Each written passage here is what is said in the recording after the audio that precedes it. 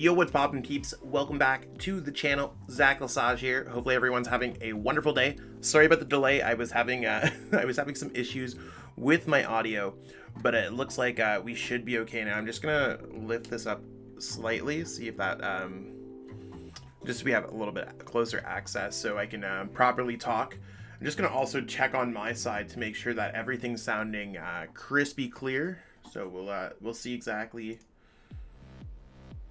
what's going on there.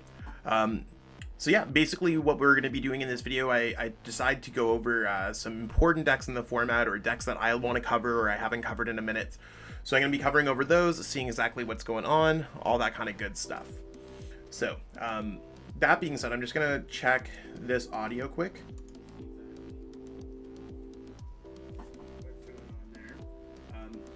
So yeah, basically what we're going to be doing in this video. Is everyone, I think that sounds pretty good. So we're gonna just make sure that we can let the people know that we're live on Twitter quick.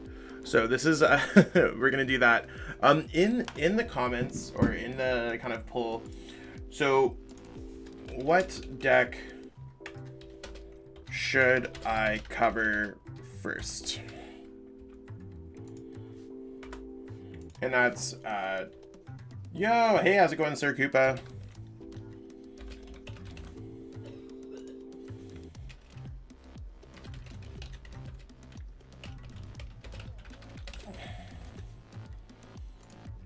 And then the last one would be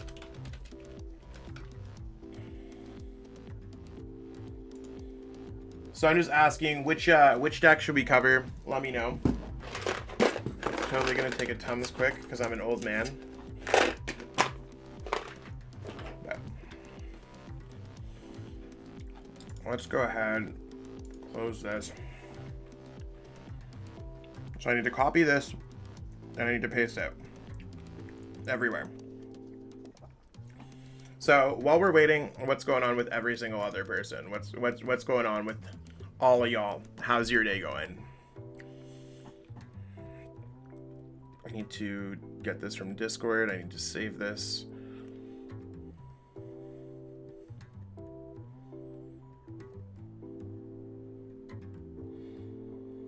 Okay, so time to tweet this out. Pepsi or Coke?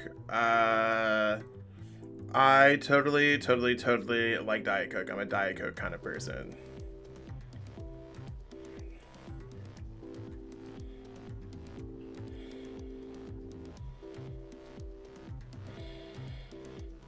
Okay. So yeah, we're going pretty good. I know that it might not be the most exciting, but if I don't say I'm going live, then who's gonna watch, right? Except for the people who are currently watching. So I appreciate everyone who's tuned in.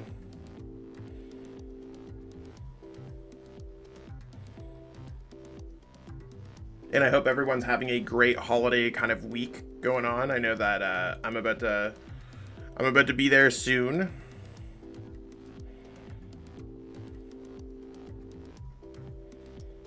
Okay, so tweet it out.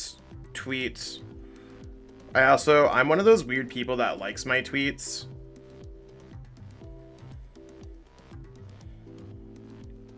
I hope that it's one of those things where I don't know, I feel like if I don't like my own stuff, who will like my stuff, right? So I'm looking at the results. What are we looking at here? It looks like Turbo Zacian and Rapid Strike are both tied. Can someone combo tie break that one so that we have access to breaking it? Do you run Dragon Shield sleeves? If you do, how do you shuffle? I don't like Dragon Shield sleeves. Or sorry, I do like Dragon Shield sleeves. I do not like shuffling Dragon Shield sleeves. I have really big hands and it like cuts the tip of my fingers. So I actually run with Ultra Pro Eclipses. They're a little less durable. I think that Dragon Shields are really great.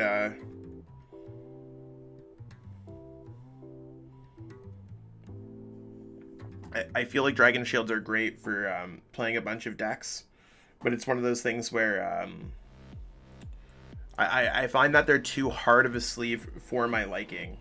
And I mean, I think it's one of those things that I developed as a player for a while. me when Turbo Zacian's now the same as as Inteleon VMAX. What the heck, peeps? What the hex? We need to have a deck that I can start off with. I need someone to choose one deck over the other.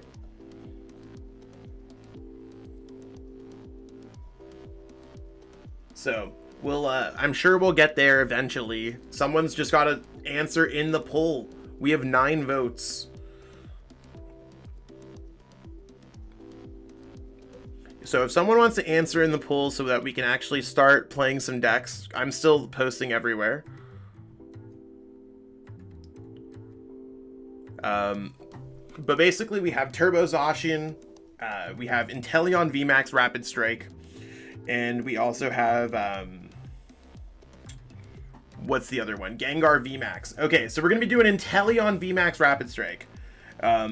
So when it comes to covering these decks, Retap, or Daniel, I try to choose decks that I haven't covered in a minute. I actually recently covered, I believe, the single strike deck. Ice Rider's a deck that I could have included in this video, but maybe I can cover it in the future. So I try to do a live stream like this once or twice a week. Maybe we'll get around to it if we have a little bit more time.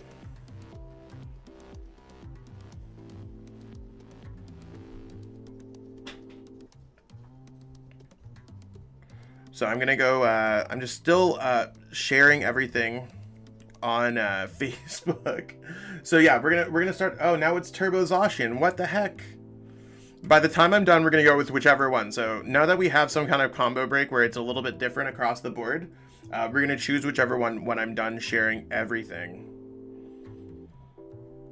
I still have a few more groups. As much as Facebook doesn't necessarily seem like the greatest place to share stuff, because like Facebook seems like a little bit of an older kind of social media nowadays, it is one of those things where Facebook has a lot of people that come from it. What Daniel said, I wish. I play Inteleon VMAX as my kind of side deck. I mean, I think Inteleon VMAX is the type of deck that's underrated. Underrated probably comes to mind when it comes to talking about that deck.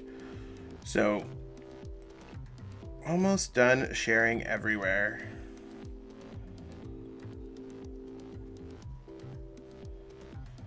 Also, I do want to let everyone know that I'm very appreciative of all of the subscribers and the recent support and views on the channel lately.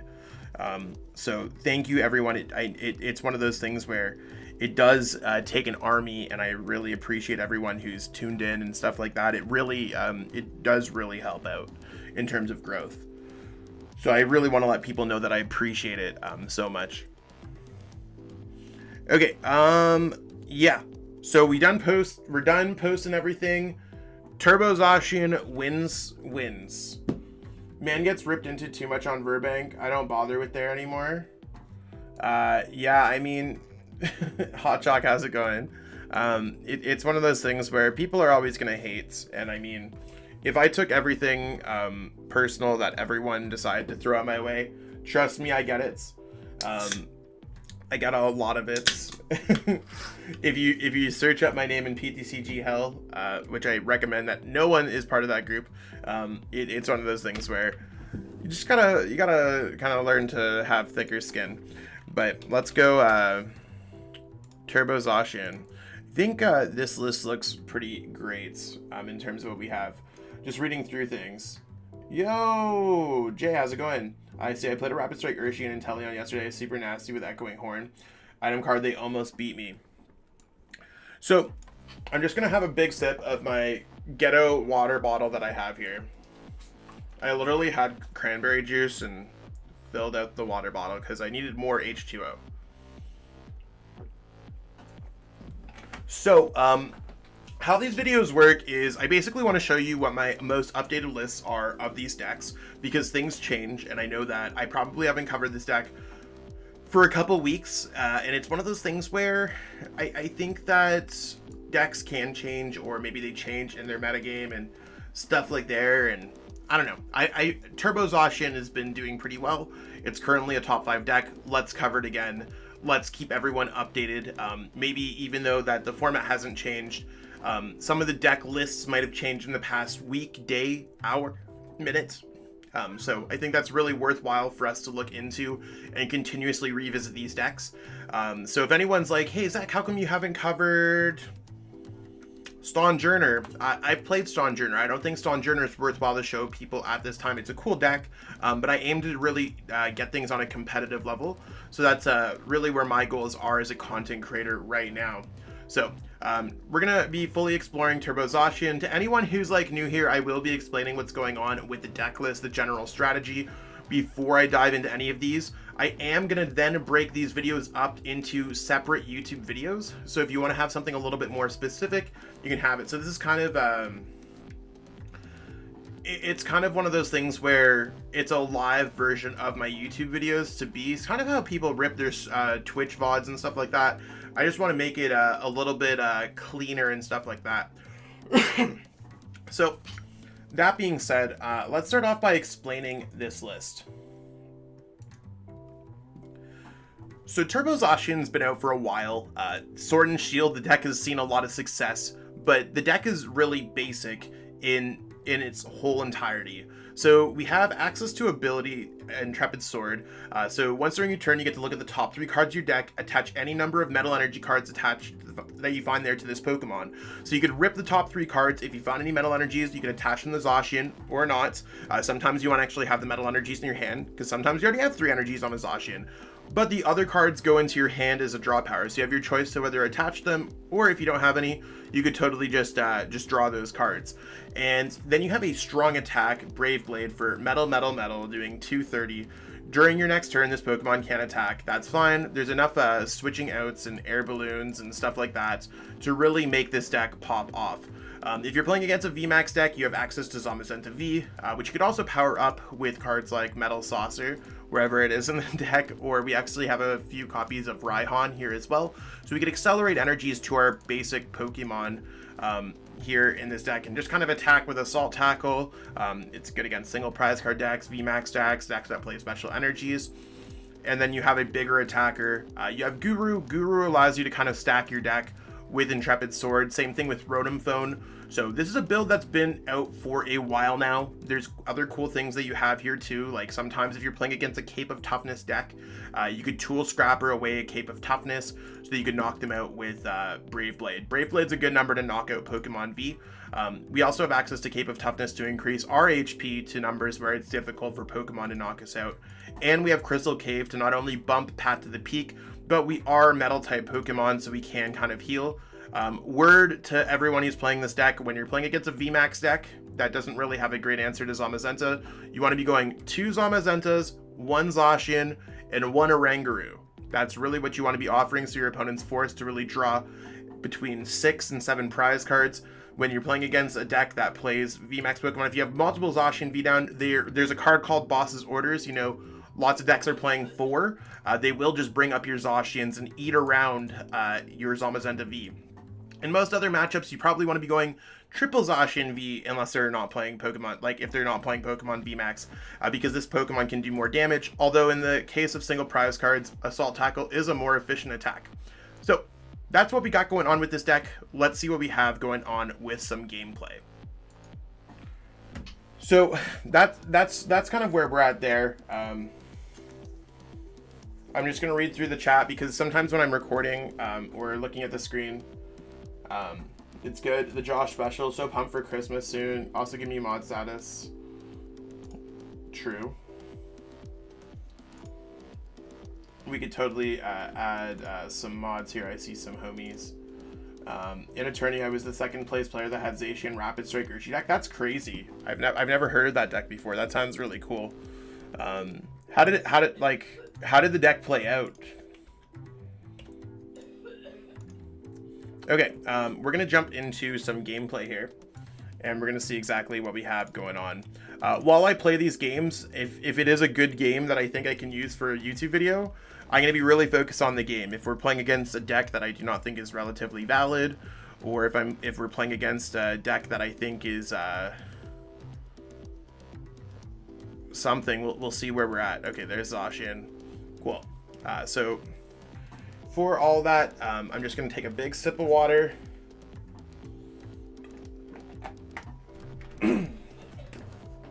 and we'll see exactly what's going on. Okay, there's Zacian. Let's go. Let's get it.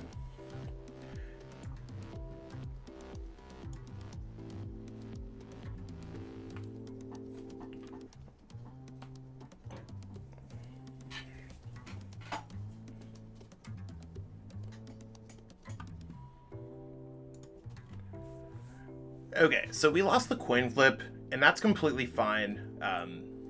Depending on what we start with or what we're playing against, right? This is a type of deck that we'd want to be going first with in general. But we have ways to get around it, right? Like, we have the Intrepid Sword. I mean, our hand's, like, not particularly great, but it's interesting enough. So let's start off with the Zacian V. I think it's our main attacker, has a lot of HP. Let's see what our opponent's flipping up. They're playing Mew. This is actually a matchup that I do not feel the most comfortable in. I know some players say it's a little bit close. I think a lot of it depends if they're playing the Meloetta version or not. This is definitely a matchup that we probably want to get Zamazenta V out in. And right now our hand does not look like we have too many options to do that. We could dig with Guru, but if we do rip an energy into our hands, it could potentially take away from Intrepid Sword. I mean, I guess it works out to be the same thing, so it's probably a worthwhile inclusion to use Primate Wisdom, but we'll just really wait for our opponent to play their things out. We got to watch out for things such as Meloetta and all that great stuff. Melodious Echo could really knock out a Zamazenta V in a single hit, and you can see they fully understand what they're doing here. They have their free retreat, they have their Genesects, and what a start for our opponent as well. So while I do think Turbo Zacian can hold its own against some of the metagame, I don't necessarily feel like Mew's a great deck to play against, which is not necessarily the greatest thing when you're playing a deck such as Turbo Zacian. Like, Victini is relatively low on the tier list, so it's one of those things where you don't need to have to worry about it too much, but it is one of those things where, I don't know, it just gets a little scary. Us getting a Marnie down seems great. I think I'm just going to go ahead, go Crystal Cave, because they don't play many stadiums in their deck, and they might even play Crystal Cave themselves. I'm going to go Oranguru. I'm going to go Air Balloon. I don't know if I want to put the Air Balloon on the active. I'm still just trying to think that out before I commit. I know I do not want to put another Zacian down. I might want to put the Air Balloon on the active, just so I have mobility. Yeah, I think that might be the better play. So we're going to go ahead and do that. There's nothing I want to put on top of my deck, so let's go Marnie here. We're hoping for Zamazenta and an energy of some capacity. So we didn't get that, but we do have access to Guru, Primate Wisdom, and Rotom Phone. So if we do get one of those cards on top of our deck, we could totally swap it up. Now, it is tough because I'd like to have a research for next turn, but we are also going to be going for Intrepid Sword at some point. So let's go ahead and Primate Wisdom. It doesn't matter what we're putting on top of our deck. I think Metal Saucer might just be better in case they knock something out. There's our Zamazenta. We're now going to go ahead and attach that. Now, do I want to retreat into the Guru? I think I totally can, just to maybe give ourselves a little bit more time, because it's worth one prize card. You only ever want to play one Guru down in these matchups. Let's go ahead and go for Intrepid Sword. And we didn't really get much. I know that we were going to draw into the Metal Saucer. That's definitely something that I knew we were going to draw into, but it's not necessarily what we were looking for in entirety. So let's see exactly how this goes with our opponent's upcoming turn. We want to make sure that we have Zamazenta as a way to just wall their Pokemon, discard their Fusion Strike energies, because otherwise doing 230 to a Pokemon that knocks us back out, they draw a rate of 2 prize cards per turn. We draw a rate of 1.5 prize cards. So if we're two-shotting a VMAX, that's a rate of 1.5 prize cards per turn, since VMAX Pokemon are worth 3 prize cards. If we are so that's not really good. We are going to lose that war every single time because they're going to one-shot us. And they're drawing 2 prize cards per turn, which is a rate of 2 prize cards per turn since we're worth 2 prize cards. You can see how simple math tells you that if you're drawing prize cards at a faster rate than your opponent and you start earlier than your opponent, you will win the game. So that's one thing that really scares me. about these kind of numbers. That's why we would need Zamazenta V to slow down their rate of prize cards. It slows down ours, but theirs gets slowed down a little bit more. I would really like to knock out this Meloetta with Zamazenta V if I'm given the opportunity. So we're going to send up the Zacian V here, see exactly what we can get off the top. I mean, Raihan would have been great if we had a Metal Energy in our hands, but we do not, and that's okay. We have to realize that things are not always going to work out as we want them to. So let's go ahead here, go Cape of Toughness. When in doubt, you could always defensively boss your opponents. Bring up this Genesect. Maybe they don't have a switch in their hands. Maybe they do, but there's not so much that we can do. Again, I'm still going to reserve this spot to not put a Zacian V down. I know it's a little bit difficult. I'd like to really, I'm really debating putting it down because we do have the Air Balloon in our hands. I do not think it's currently worthwhile. So we're going to go ahead and Intrepid Sword. We actually want to keep this energy for our hands, or maybe a Metal Saucer or anything. So we're going to, again, just not attach it, showing you that the deck could be a little bit different. So we'll do everything that we can to fight against Mew, but you could see that their board state looks so much better than ours. But I'm not necessarily going to be giving this game up. They do have Max Miracle that goes through, but again, we could discard their Fusion Strike energy, stuff like that. This is where it gets really scary. If they had the 4th Fusion Strike energy, they could go Fusion Strike energy, which would be 4 in play, which would be Melodious Echo doing 280 damage. Well, that's how much HP the Zamazenta V has. So that's really why this matchup has become much worse. As the Meloetta version has come out for this deck, it just is not great for us. And our opponent right now has a power tablet to get the Melodious Echo and all that stuff off. So they are going to be knocking out our active. Now, if we do get a Quick Ball or something that allows us to pitch this energy away, we could Raihan and attack our opponent. That might be kind of cool. But we'll really have to play it out and play it by ear. Let's see what we got going on here. So really not a lot going on. We're going to go ahead and attach here. I don't see any reason not to play Marnie. I don't want to pitch away all these resources that we might need later on in the game. And the Metal Saucers you could only attach to a bench Pokemon. So right now we don't necessarily have that. And here we're just kind of stuck. We're really waiting for our opponent to either have it or not. So you can see this is how the matchup actually plays out. Mew versus Meloetta nowadays. So while I do think Turbo Zacian is somewhat of an acceptable deck, and when I say somewhat, I think it's the best budget deck. I think it's a budget version of Mew, to be honest, where the kind of disruption based of Dauntless Shield is the same way that Mew is just very quick, or Brave Blade turn 2 is the same thing as Cross Fusion Strike for a Techno Blast turn 2. The fact that they play the 3 special energies also makes it more difficult because we can't assault tackle them out of the game. It does make it a little bit difficult for us. And it looks like our opponent's probably just going to use Max Miracle 3 times to knock us out. We do have Crystal Cave, so we do have ways to maybe heal things up a little bit. That is a possibility. But again, we don't want to put anything else down here because that's not going to be helpful. We'll use Crystal Cave at the beginning of our turn because there's really no downside. Although it is likely better to use it at your end of your turn when you've kind of received more information. Our opponent can now just attack us with Meloetta to do 210 damage. So unfortunately, we are now stuck to use put the Zacian down because we are likely getting knocked out next turn. If our opponent understands that Meloetta does hit us for 210, I think that's really where this game just gets really bad. I actually played Josh Sutherland's, who typically plays Zacian, and I was playing Mew, and this was at the late night number 8s. We played in the top 16, and it's kind of exactly how this matchup went, where Turbo Zacian struggles when they take an early knockouts. And this is really where the matchup can get bad. It's just Meloetta makes some matchups so much more difficult than they ever have been before. And it's really kind of this new dominance of Mew. So now that our opponent's just doing 210, we got to find ways to survive again. They have played a couple switch. So in a world where they play only 2 switch and 1 escape rope, if the escape rope's their last prize, we might be able to deck out our opponents.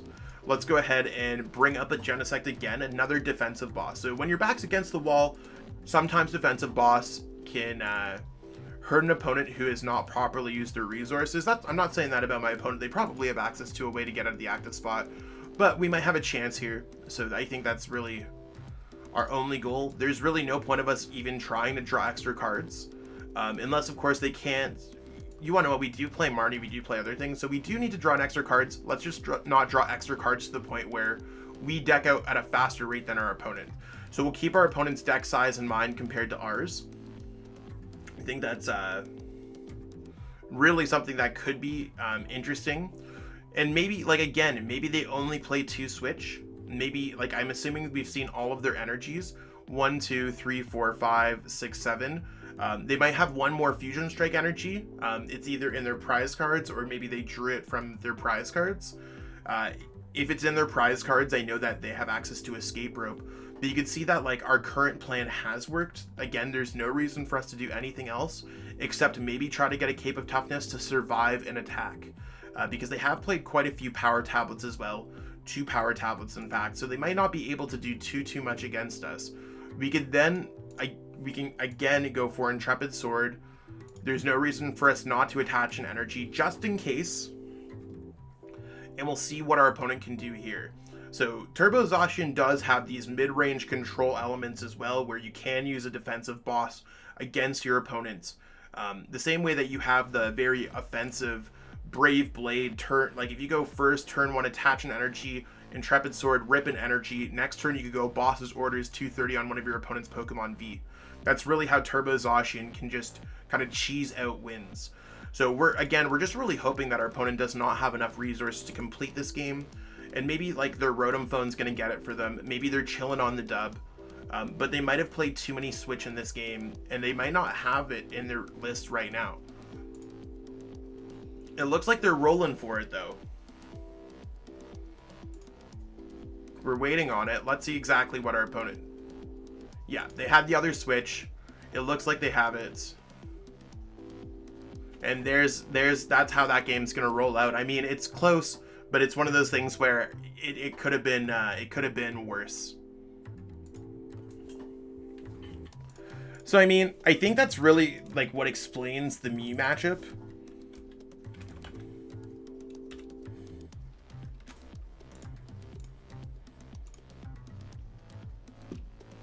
Yeah, I'm just playing on the ladder right now.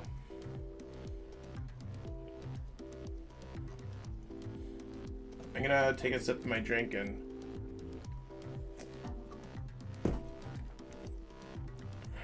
let's see. I appreciate it. We try our best.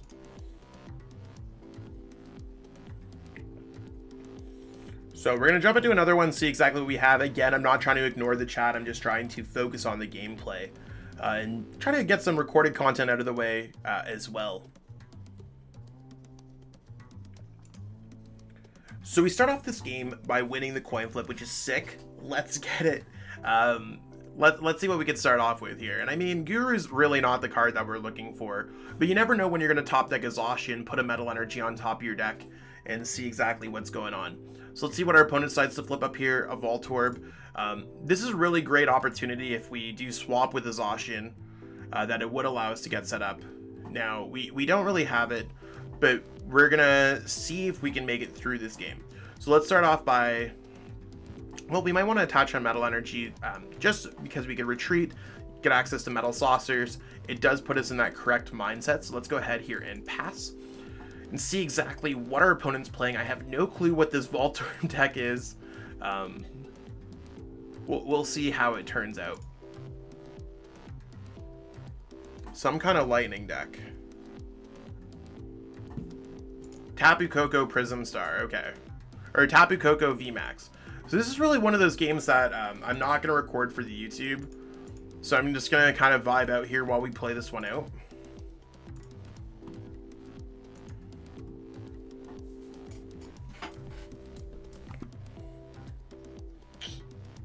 Yeah, single strike Electrode.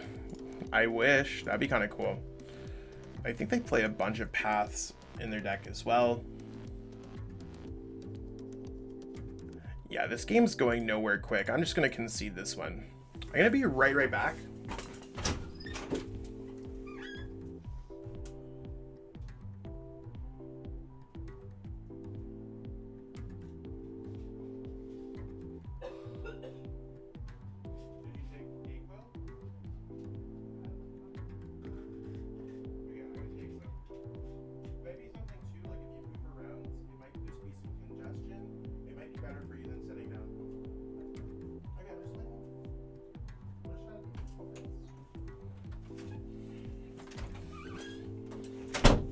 Okay, we are back.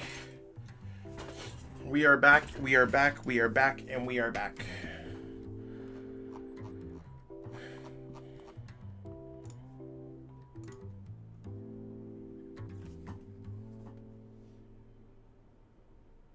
So we're gonna jump into another one. Let's see how this goes out.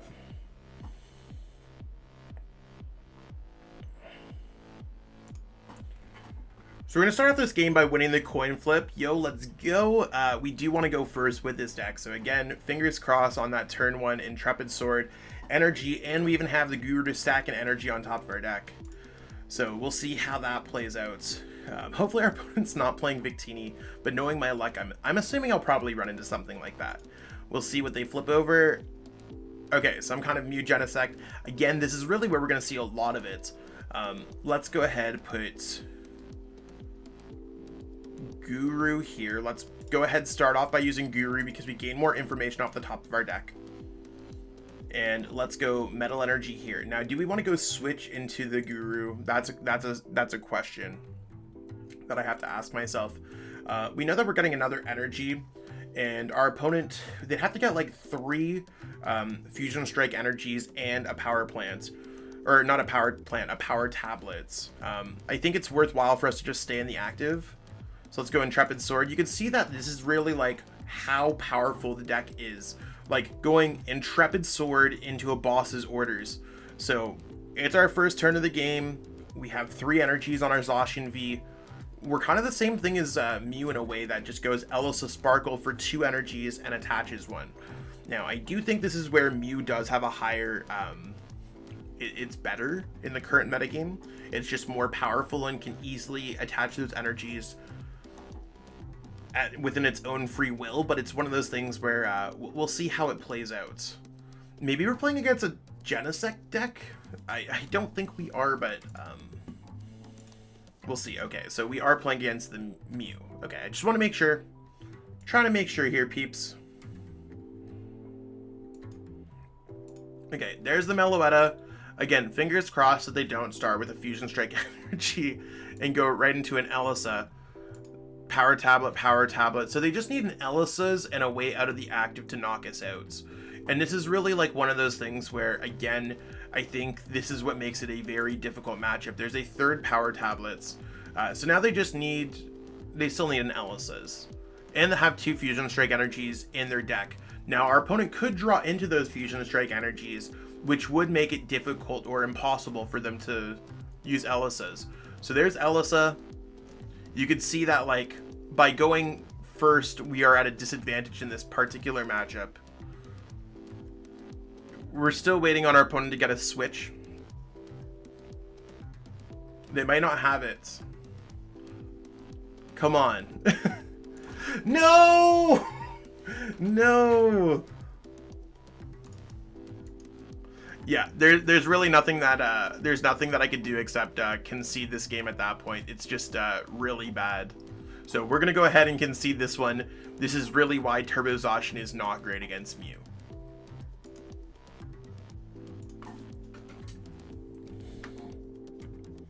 Oh, I'm totally ending my turn. So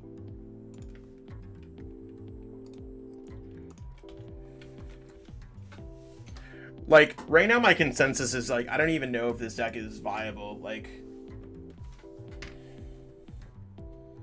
it's crazy, right? Like, it's one of those things where it is what it is.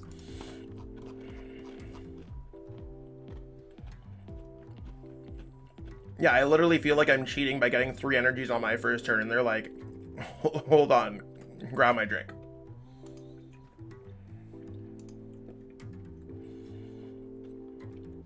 So we're gonna jump into another one, which is difficult to do after that last game.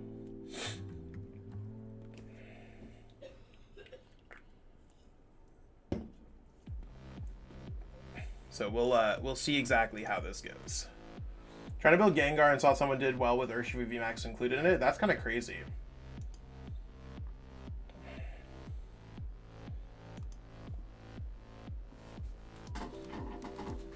So we're gonna go ahead and call this coin flip, and we won the coin flip. Yo, let's go. Let's see exactly what we could, what we were gonna play against here.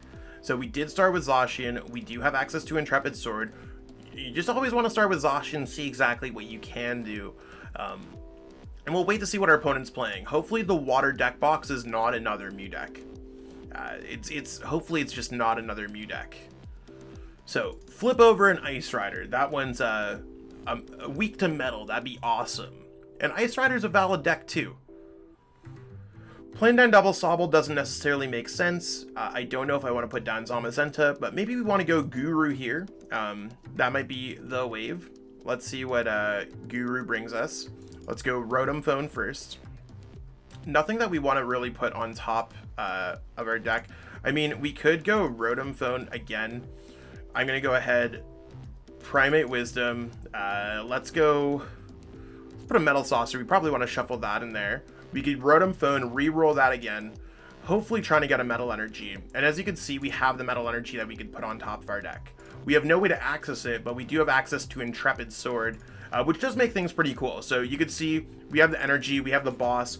We are missing the other energy because we did miss an energy for our turn, but we were able to kind of play through that strategically. So as much as Turbo Zacian is a basic deck, and I think that's really clearly where its strength is. It's cheap to build, it's easy to play, you're just attaching energies and stuff like that.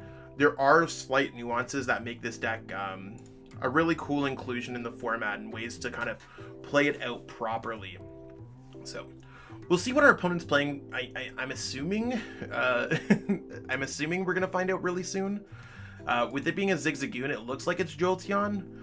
I think Jolteon's really one of those, like, it's a back and forth matchup. We have Crystal Caves to get around a lot of their stuff, and they might not have too much going on here.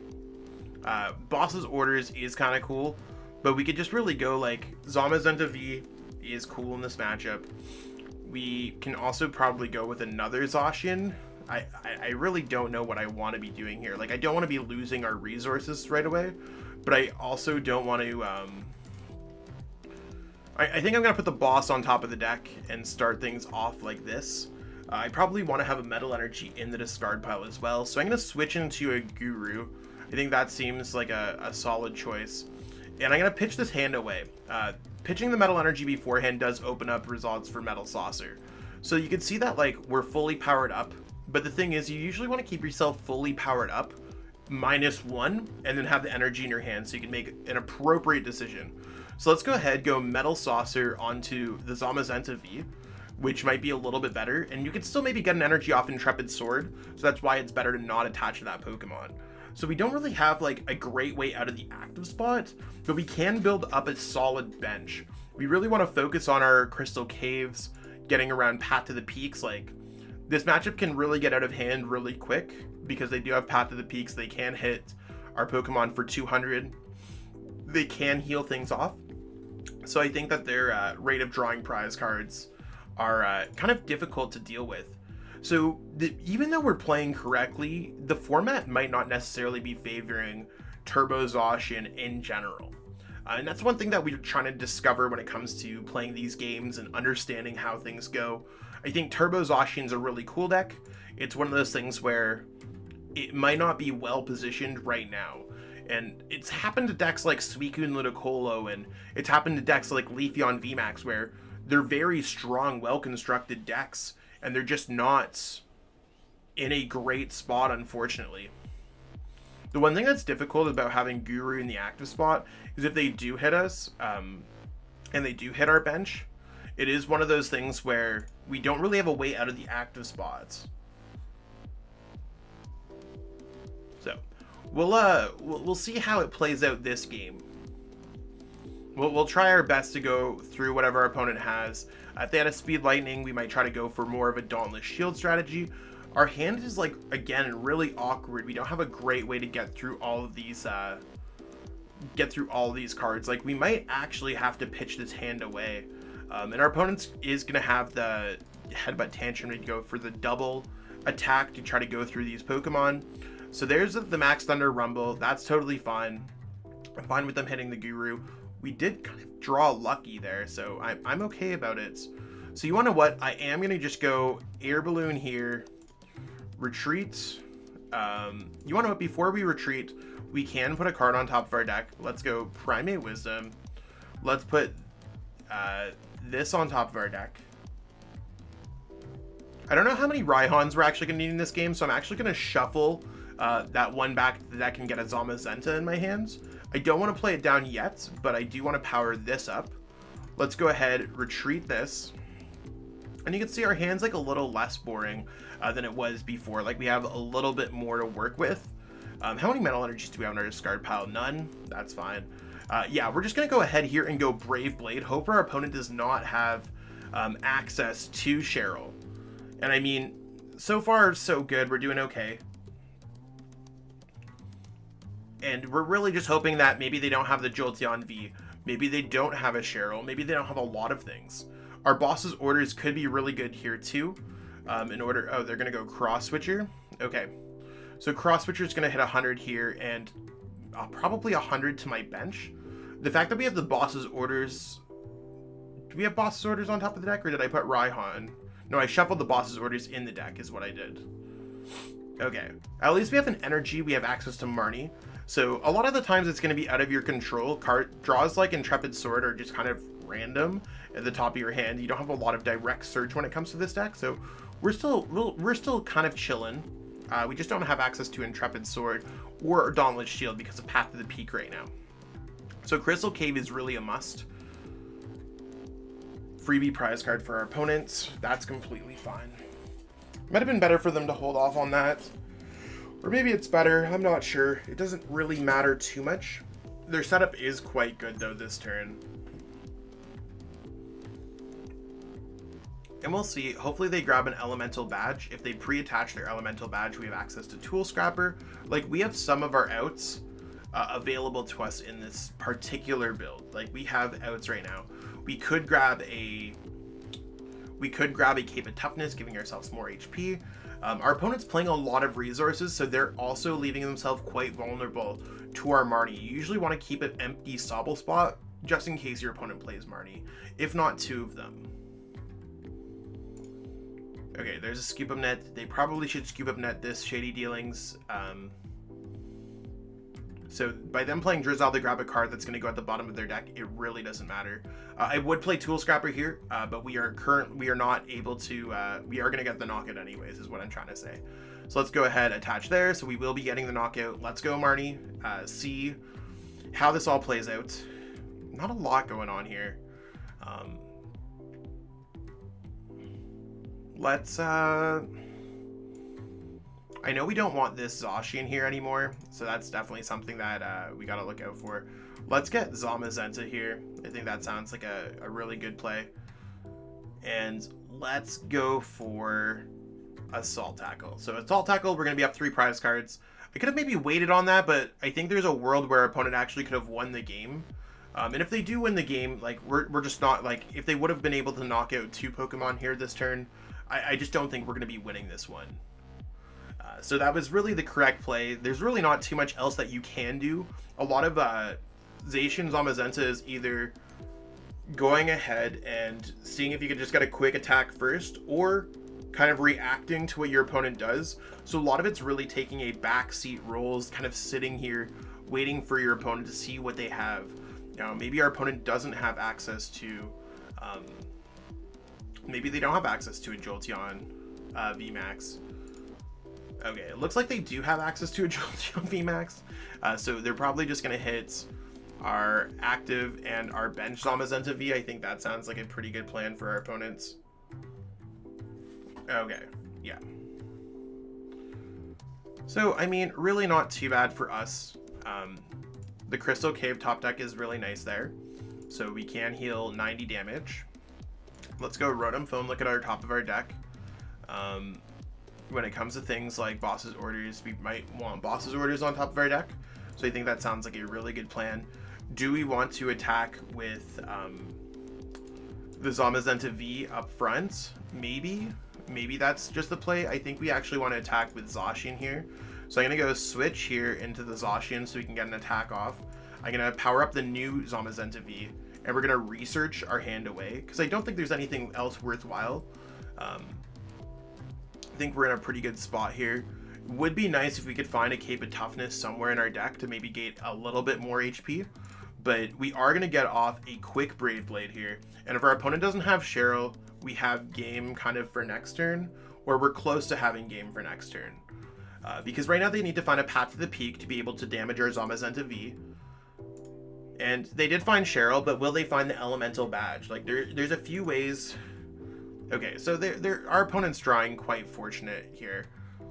But again, there's only so much that we can do when it comes to this particular matchup.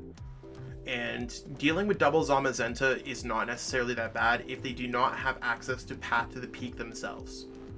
So we still have that as an option. Because our opponent likely has nothing in their hand at this point. And you can see they have nothing in their hand. They're going to draw 2 prize cards off of their Zacian. And that's really where we're going to be in a good spot. The quick shooting damage likely won't matter ever. Since they both have damage, it's probably better for us to... we have the one with the energy. I think this is probably just the better Pokemon to put there, because Raihan you can attach to any of your Pokemon. It doesn't have to be an active or anything else like that. It's not like a Metal Saucer or anything else like that. So let's go ahead here. You can see we could also just go Metal Saucer, whatever. Let's go Raihan, attach there, and let's go ahead. I mean, Tool Scrapper might be the play here. I think Tool Scrapper could slow them down a little bit, especially if they don't have much going on. We are going to go for Crystal Cave here. And let's go ahead and attach an energy. We could go Metal Saucer here. I mean, Metal Saucer might be better, and it might be better for us to also just attach an extra energy in case we have to ever retreat our active.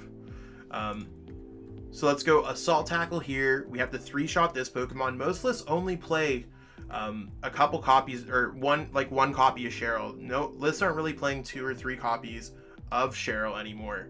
So if our opponent does not have Path to the Peak, they likely will not be able to attack us. And we can also discard their Speed Lightning Energy as well, so that's a possibility too. If they do get a Path to the Peak out, we could go research and try to find another Crystal Cave. They're already down a couple Path to the Peak, or they will be down a couple Path to the Peak in general, so we'll see how that plays out. It doesn't look like they have anything going on in their hand. Oh, okay, never mind. They just have research. Our opponent pretty much has everything they're looking for. So there's a Path to the Peak. Really not what we're looking for. I think we're in a pretty rough situation here. But we can get out another Crystal Cave, and maybe they don't have access to another one. I think that's really what we're trying to hope for here, is that we can try to finesse our way through this game. We might also be able to win this game by Boss's Orders alone. So looking at what our opponent plays, most Jolteon lists plays 7 energies, 4 Speed Lightning, and 3 basics. So they have 3, 4, 5. So they still have 2 Lightning energies left. They have all their Pokemon have 1 retreat or free retreat, so that's not going to really work out. So really our only chance here is to kind of get set up with something else. We aren't going to be using another Guru throughout the game. We are looking for Crystal Cave and maybe a Cape of Toughness. So let's go ahead and pitch this hand away. See how it plays out. So just because, yeah, we're not in a great spot here. We can go Cape of Toughness, which brings us to 280. But the 280 doesn't really matter since we didn't get the Crystal Cave. We could go ahead and try to put the Crystal Cave on top. You can see we have quite a few of them in the deck. There's really no... I guess we could attach an energy just in case. And we'll try to discard their energy. in case they don't really have anything else. So it's one of those things where we probably lost this game because our opponent likely has an energy. We didn't get around their path to the peak, but they do have the extra energy. So we are going to lose this one, but it was a pretty close game overall. This matchup could really go either way. It's really one of those tight matchups where it's like maybe they would have had something, maybe they wouldn't have. Our opponent looks like I don't know what they're necessarily trying to do here, but it is what it is. Well played to our opponent. Super tight game overall. So I mean, that's kind of what I have going on with Turbo Zacian here.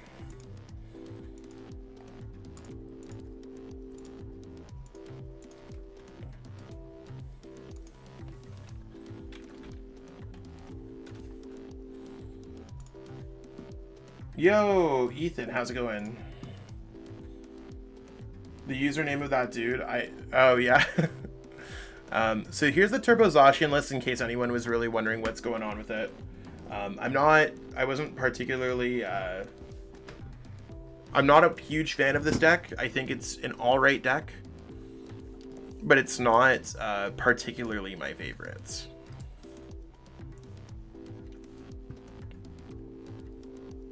I'm just checking out some stuff on my other computer quick.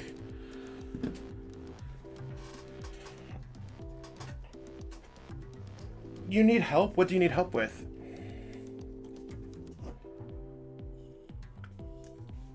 Away with Dirty Zacian. Okay.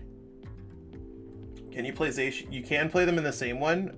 Today we're just going to be going over Gengar, Rapid Strike, Inteleon, and Turbo Zacian, what we already went over.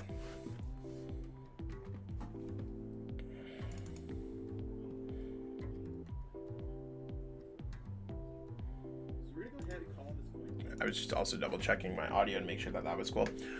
Cool.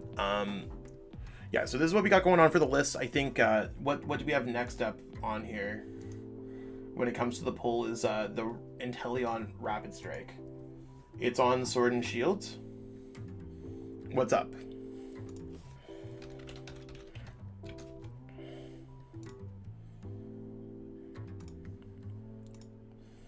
This is my list, by the way. I think I took this list off someone else. I'm not entirely sure where I got it. Can Inteleon be good with Heavy Basculin or Vaporeon VMAX? I don't think so. I think that Basculin's kind of cool. I think that Inteleon's kind of cool. This might be the better version. We're going to find out if it's the better version. So kind of going heavy path to the peak might be good against Mew. Playing Fan of Waves might be good against Mew. But going for the Training Court, Water Energy for Double Gunner might not be as good as what we want it to be. Double Gunner seems like a really cool ability, but I'm not sure how I feel about it. I need Shiny Galite to finish my team, so I actually don't play the Pokemon VGC too much. I play casually, but I don't Shiny Hunt or anything else like that. You think anyone can make the Marshadow from Evolving Skies deck work? I think it's a little bit too much work to make that work competitively. So let's go ahead and see what we can get going on with this deck. So I'm just going to explain the strategy really quick about this deck could be, because again, you never know who might be watching here who might not necessarily understand why this deck's a real deck or anything like that.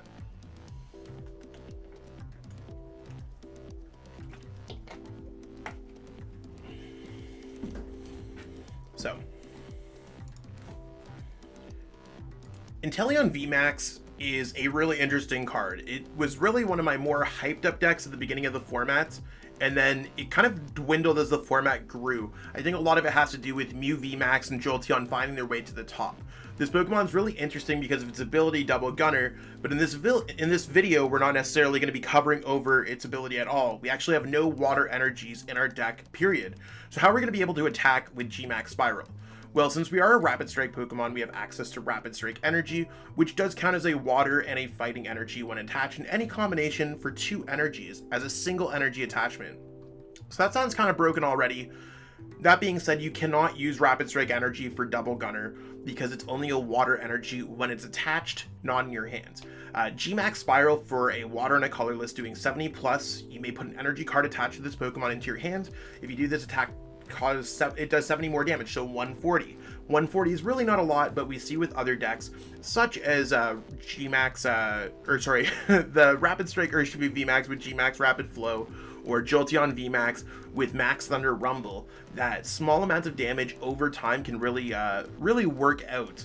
So we can attach a Rapid Strike energy to this Pokemon, lift it back into our hands, and swing for 140. And you might be like, cool, that's awesome, but you're only doing 140. Well, when you play with 4 copies of Cheryl, you could discard all energy attached to a Pokemon that doesn't have any energies attached to it, and heal all that damage. You can use Big Charm to give it more HP. You have access to quick shooting pings in between actions as well. We have Disruption from Fan of Waves, Marnie, we have Escape Rope, we have Octillery to search out our cards that are Rapid Strike. We even have a Basculin in the deck, so 30 plus 10 for each damage counter on your opponent's active Pokemon can really add up throughout the course of the game. And again, this Pokemon does attack for a Rapid Strike energy. So we have a lot of really cool cards in this deck. And I think just like a Big Charm on an Inteleon VMAX, putting it to 350 HP, using GMAX Spiral, lifting your energy back to your hand, playing Cheryl turn after turn, can really hurt your opponent, especially when they're under a path to the peak. So the goal of this deck is really, again, just doing that strategy over and over again until you win the game. We're going to check it out with some gameplay. Let's see exactly how it works. So what does everyone think about this deck? Do we think this deck is the real deal? Do we think this deck's a meme? What's going on with this deck? Basculin's the MVP.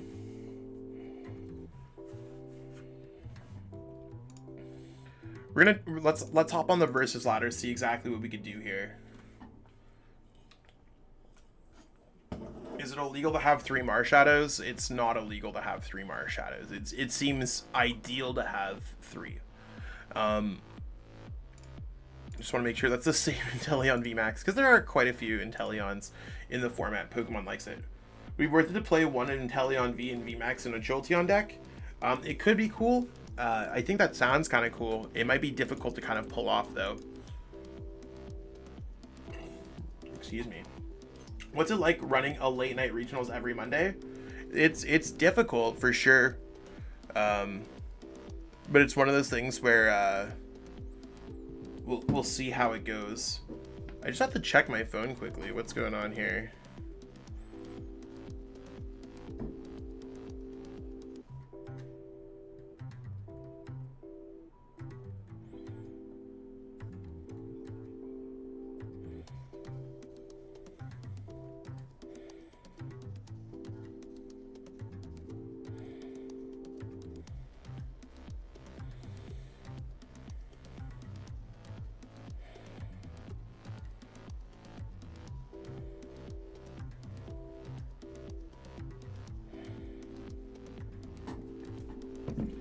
It's unfortunately a tier 2. I love this card though. Too much Jolteon. I know PJ and I definitely had a little fangirl moment over this card where we were like, oh my god, Inteleon, it's amazing. And then PJ and I realized that Mew is the better version.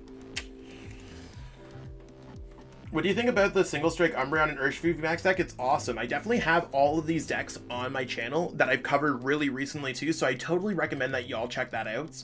I literally cover every single competitive deck on my channel.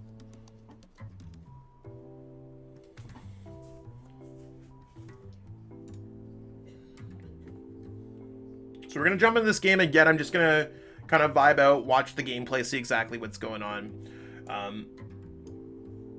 So we're going to call it coin flip, and we lost the coin flip. That's okay. We might be able to go for call for family on our first turn, and you can see call for family is exactly what it's going to be. Or sorry, keep calling. So, I mean, it's the same attack that it's been since like 2005. We're searching for some Rapid Strike Pokemon to put onto our bench. We don't have an energy, so that's going to be a little bit difficult. And we're playing against a Mew deck, so that might be a little bit difficult. I don't necessarily want to pitch this hand away because it might be difficult for us to kind of get back from, But if we're forced to just get an Inteleon V out, we're going to check our deck with Evolution Incense, see exactly what's going on here. Hopefully our opponent has a little bit of a light start with even after that Battle VIP pass. Mew's just everywhere, and Mew's doing very well in this format. I think these are things that we got to watch out for. If you're not playing a deck that's designed to beat Mew, you're probably going to find yourself in a rough point, because Mew is the most played deck, the most successful deck. There's a lot of really good things going on there. Oh, Metal Energy in Mew. It's really interesting. I don't know particularly why. Maybe they just don't play Psychic Energies, and instead they're trying to play Metal Energies to have options for Technoblast. Okay. A little bit of a weird setup when it comes to their deck. And I definitely would have played it a little bit differently on their behalf. Maybe keeping the Cram-O-Matic and all that kind of good stuff. But it is what it is.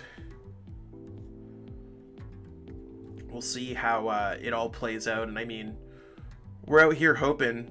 We didn't really get what we're looking for, but you want to, let's see what we can pitch away from our hands. We would have access to one left. And I think that's really what we have to deal with, is just like, we don't have a lot of stuff going on here. If we sit here and pass for the entirety of the game, it's not going to work out for us. So you want to, let's go ahead here and grab nothing. We're going to put that hand behind us. We're going to put another Sobble down. We're going to go ahead here and go Pat to the Peak. And we are going to have to pitch this hand away. It is a tough feeling to deal with. We do have the Rapid Strike energy to kind of make things work out. So we do have some things that are working for us here. I think we just go keep calling, and we search our deck for a Rapid Strike Inteleon, and a Remoraid. I think those are really the best cards that we can put down at this point. So we do have access to do things starting next turn. We have Drizziles, and we can search things out. Will it be enough to get through Path to the Peak? Will we have ways to get around whatever our opponent's having to offer? Our opponent can start attacking us with Melodious Echo. So it's one of those things where, like, again, when you're dealing with a deck that plays a stage 2 line, so Inteleon is split stage 2s because there's all the different Inteleon things. We'll have to see how it plays out. They just went for Psychic Leap though, so I feel like oddly okay about that. I am going to go like Inteleon V up here, and we are going to try to make the best of it. So let's go like Drizzile. I think Drizzile allows us to grab an Evolution Incense, so that sounds pretty cool here. And then this Drizzile also allows us to grab an Evolution Incense because we need one to grab Octillery. Yeah, I just want to make sure that we couldn't grab it with Level Ball. So let's go another Evolution Incense. So the reason why we want to grab Octillery is because Octillery is one of the only cards, if not the only card in the deck, that allows us to search out a Rapid Strike energy. So as much as we don't have the greatest hand going on here, our deck is relatively set up enough where we are able to make some of these cool decisions. So let's go Fan of Waves. We are going to put this energy at the bottom of our opponent's deck. Maybe the Path to the Peak is locking them out. You got to remember, like, Path to the Peak can do a lot of cool things. We're going to go Rapid Strike Search. You can see we have a lot of options. And we are going to go for Rapid Strike Energy, attaching it to our active. And we're going to hit for 140. And we want to put it back to their hands. So, I mean, let's see if this can work out. Maybe they'll evolve, attach, etc. There's a lot of things that they can do. Okay, so unfortunately they do have a way around Path to the Peak, but we do have another Path to the Peak in our hands, and maybe we'll be able to draw into something cool. I think that's really what we're looking for, is maybe we could draw into something cool. So as this deck kind of struggles to get set up, or with a little bit of an awkward setup, we'll try our best. I don't think the Mew can necessarily hit for 350. At least, I mean, they could go 280 with Melodious Echo plus 3 power tablets. So we'll see how that works out. Yeah, they have a really interesting Mew list. Not sure how I feel about it. So there's their Cross Fusion Strike, 210. That's fine. We are going to go for Rapid Strike Search. We're going to search our deck for a way to draw into some cards. I think that sounds like a good plan here. So let's go for Karina's Focus. Path to the Peak sounds pretty good here as well. And let's go for Karina's Focus. Maybe we could draw into something cool. We could attack with the Basculin. I think that's something that might be interesting. Well, I mean, I guess the Basculin's not going to do too much. Probably going to attack with this Inteleon this turn. So let's go like this. Let's go Quick Ball away. We have to Quick Ball away the Fan of Waves, unfortunately, to grab another Sobble. Because we are looking for a Cheryl to kind of heal our active throughout the rest of the game. So let's go Escape Rope. And again, we're really hoping to lock our opponent throughout the entirety of the game with Path. So let's go like this, and let's hit for 40. Hopefully our opponent doesn't go Boss's Orders, bring up our Inteleon VMAX. If they do, that's our last Inteleon VMAX, and I at that point I just say that we concede this game because it's just not going to work out. The Tool Jammer again, yeah, so we're going to give our opponent the well played. This game is really not going to work out in our favor. We're just going to go ahead and concede this game to our opponents and wish them the best of luck. We just have no more Inteleon VMAX left. So not really a great first game with this deck.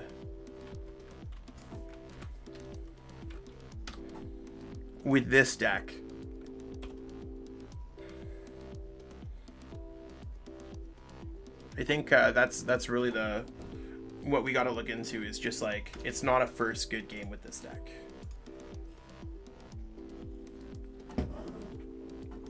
Let's try with Inteleon again. I mean, we're really not on that crazy win streak like we were last week when we were playing Mew.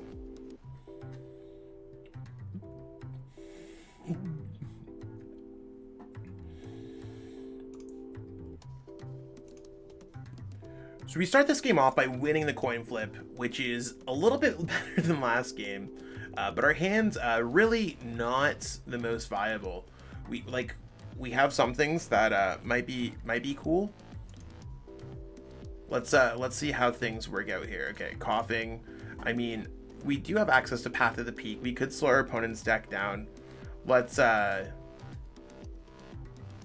ahead here and pass.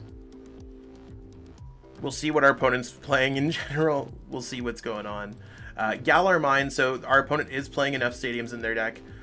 I'm not entirely sure what they're playing, but they do look like they're going to be completely shutting down our Galarian Wheezing portion of our deck. Let's see what we could do here. We could have drawn more cards. I'm just going to concede this game. It's really not going to work out.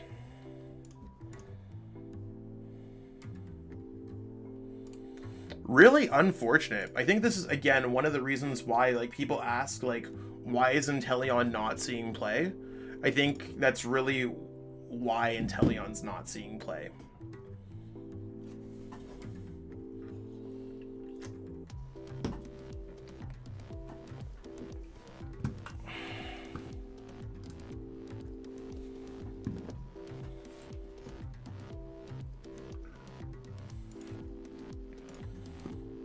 See what Boat Paddle decides to do here.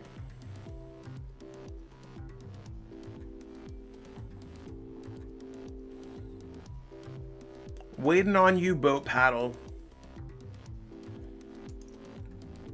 So we're going to start off by winning the coin flip.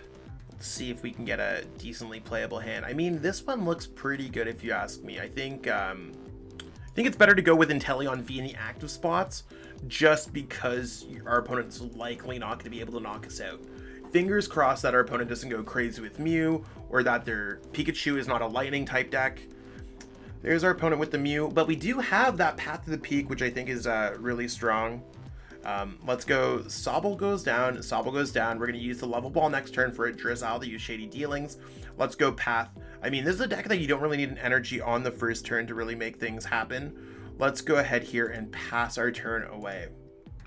So far we're doing pretty okay this game. Although our opponent, like Mew, always finds a way. Battle VIP pass, Path to the Peak, bumped, like, what? Oh, it's so annoying.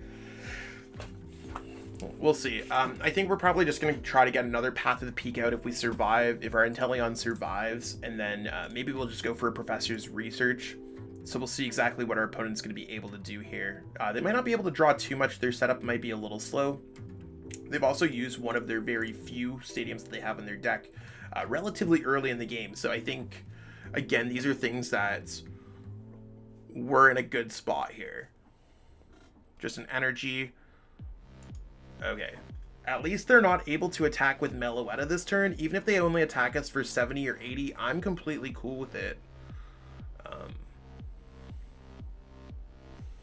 So far, like, they have a great setup. It's just not what we're looking for, or what they're usually looking for. And the fact that they're going all Genesect down might be a little bit spooky for them, just because they might not be able to get another Mew down, or they might not necessarily have the staying power. So Mew's really one of those disciplined decks. There's one more card from them. Hopefully they just attack us for 80. Or I guess they can, yeah, they just attack us for 80 here with Psychic Leap. And I mean, we don't need to worry about Meloetta at all. I don't think they're going to shuffle this Mew back in. I'd actually be pretty hype if they did. So we'll see how that plays out. Oh, they're just going to go Energy Mix. Interesting. So I'm totally cool with that. That doesn't scare me too much, actually. Escape Rope doesn't help us out at all. So let's go Level Ball here. We're going to Level Ball. We're going to search for our deck for the first time. And again, like, we really want to go for Path to the Peak. If we aren't able to evolve, we're probably going to lose anyways. I think Path to the Peak is really going to be our key to winning this game, especially if our opponent doesn't have much going on. So let's go ahead, search this out for the Path, because again, we want to bump their stadiums. And let's go ahead and research our hand away. There's nothing else that really matters too much in this hand. So we did find an Inteleon VMAX. We won't be able to kind of get set up the way we want to, but I mean, we're like okay. I think like in general, we're okay. So let's do this so that we can survive an attack at the very least. And we are able to use Octillery to maybe draw things next turn. We might be in a little bit of a tough spot here because we want to play Cheryl next turn. I think, yep, Octillery is not going to draw us card. I think we're forced into getting a Cheryl here, unfortunately, and hoping that we just top deck something else. So yeah, let's go Cheryl in case they attack our active. Let's go ahead here and pass. Fingers crossed that the Path to the Peak sticks. But this is really where the deck's entirety core is. We missed an energy. We only play 4. We have access to Octillery next turn, so that we can evolve and search our deck for a Rapid Strike energy. And we're going to go for 140, 140, 140. Our opponent, again, unfortunately finding a way out of Path to the Peak. So if your opponent's able to find ways around Path to the Peak, especially if they're playing an ability-heavy deck, you are going to struggle against these types of matchups. And I think this is, again, one of those reasons Inteleon's slow to play, because you're just doing 140 at a time, you're healing over and over again. That was totally not the correct play on their behalf. They should have never knocked out the Inteleon V, but we totally take those because now we have access to boss's orders, and we could bring up one of their other Pokemon or something else like that. We'll see how it plays out. Fingers crossed that we just top deck another Path to the Peak and our opponent struggles here a little bit. They also want to probably go with triple Mew in this matchup, like Mew VMAX, Mew VMAX, Mew V, so they have access to Psychic Leap, so we can never really knock out their Pokemon. But these are really the things that, like, as we like explore the formats, like that players just need to learn, and that's why these videos exist, right? Meloetta is also very good to try to get close to these high numbers. So we'll see how we're able to affect this and see exactly what's going on and what our opponent's doing. So there's the Technoblast, there's the knockouts. The Training Court doesn't really do anything for us, but we're going to send this up with the intentions that we are able to attack here. And yeah, I mean, we do have one thing that we could do. We could go, have they played, how many switches have they played? They've played no switches. I think since they're not able to knock out our active, I'm going to go for a different play here. We're not going to attack because it doesn't matter. We are going to go Rapid Strike Search here, search our deck for a Sobble. So at least we have access to this Drizzile. Let's go Boss's Orders, bring up one of these Pokemon, because our opponent's exhausted a lot of their energies and stuff like that. Let's go ahead here and pass our turn away. So now next turn, we do have access to Shady Dealings. We can search our deck for a Path to the Peak. And again, we're hoping that we find something that sticks against our opponent. And again, they have a switch. At least we have access to Cheryl to get around things, but they could just go Boss's Orders, knock out our Sobble on the bench. That does stop access to Path to the Peak. We're really just trying to slow down our opponent whenever possible, so that we are able to get to some kind of lock, especially since our hand is not very forgiving at this point. So we're not doing a whole bunch of attacking, but the damage doesn't necessarily matter too much. And yeah, now they're just going to knock out that, which I'm not entirely sure why they're knocking out the Octillery. Maybe they're worried that we're going to get the Rapid Strike energy. Sobble seems like it would have been a little bit better, especially since I went more than out of my way to make that happen, but we'll see how this one plays out. Let's go ahead, send up the Inteleon VMAX and see what we get. Oh, we just naturally get Path to the Peak. So we're going to go ahead and go Drizzile here. Search our deck. We don't need to search for Path anymore because apparently we're just top deck gods. We are going to go Marnie here because we don't want to discard our Cheryl. And we're going to go Path Marnie. Hopefully getting a Rapid Strike energy so that we're able to do stuff with it. Okay, we finally have access to some things going on here. Let's go Rapid Strike energy. Let's go Level Ball. We have access to a Sobble. I mean, we're going to go Sobble goes down. We're going to go Remoraid goes down. We're going to go Fan of Waves goes down here. And we're going to start attacking. So let's go GMAX Spiral.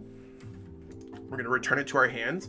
I mean, our hand's a little bit on the dead side, but you want to know what? If we top deck a Cheryl, if we top deck a way to get Drizzile out, if we top deck something, I think we're in an okay spot-ish. So whenever you're playing against Inteleon VMAX, like, they do have to fight very hard to kind of get around the consistent attacks, especially when you prize a couple Cheryls, especially when you have these things. So yeah, it looks like they might just try to Boss's Orders around us the entire game. I'm totally cool. I was just putting that down there so we have access to search for quick shooting Inteleons, but our opponent just is a little boss happy. This Fan of Waves might work out well for us, but again, we're stuck in this forever loop of where we can only do what we can do, and right now there's not a bunch that we could do. Our opponent might have an Ellis' Sparkles in their hands. They could have a lot of stuff, but right now, like, we've done everything we can to slow down their energies and stuff like that. There's a Crymomatic Tills. Hopefully that's enough to slow them down where they might not be able to attack for a few turns the same way that we did not attack for a few turns. So Path can eventually stick, and that's really what you got to watch out for. Mew is something where you got to isolate something, whether it's isolate the energies, isolate Genesec's Fusion Strike system, knock out their Meloetta. Maybe they've played too many switching outs and you're able to Boss's Order something up. They're likely just going to go ahead here. Yeah, wow.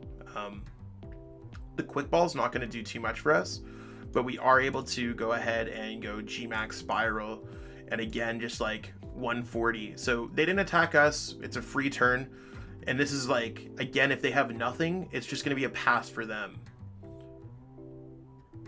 So the more turns that they just pass, the more that we could just go ahead and secure ourselves in the game, because we need extra turns, right? Switch. Yeah, I guess they're just trying to thin their outs. This card can only be attached to a Rapid Strike Pokemon. That might be a little bit difficult for us to deal with because we don't really have a way out of the active spot. I mean, I guess we have access to this now. So our only way to deal with this stuff is to then start turning ourselves into an Inteleon, because now we can attach the Rapid Strike energy. So if we do 70, we put it to 210. I think we just start quick shooting the other one. I think that sounds really important. And we'll just start attacking with this Pokemon. It forces our opponent again to just knock out another Pokemon before they do anything to our Inteleon VMAX.